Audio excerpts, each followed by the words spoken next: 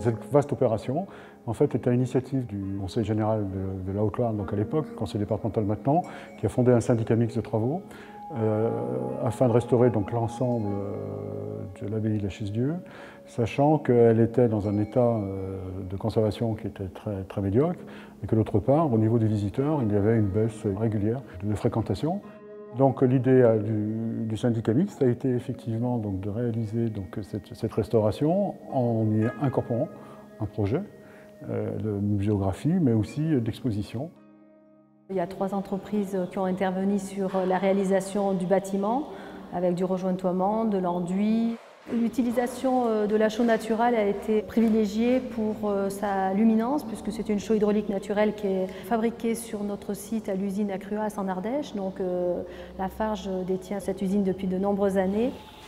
Ça reste une chaux qui est très appréciée par sa luminance, puisqu'on est classé sur des luminances L92, donc elle permet de bien restituer les couleurs des matériaux utilisés.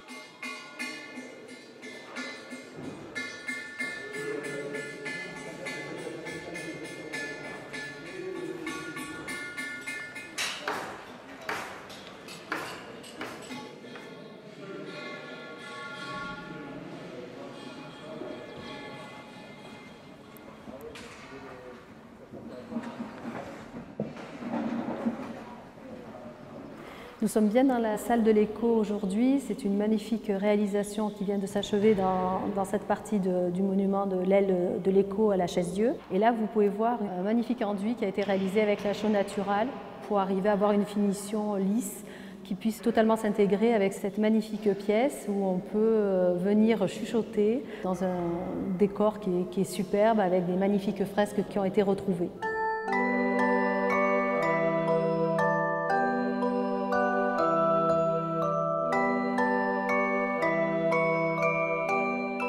Il y a plein de choses qui ont été découvertes. Il y a encore 3 ans, la chapelle, tout le monde ignorait.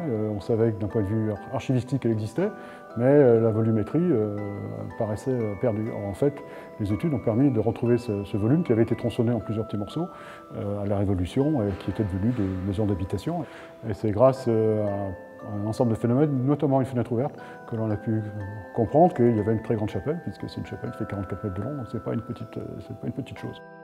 Et dans cette chapelle, il y a des peintures murales.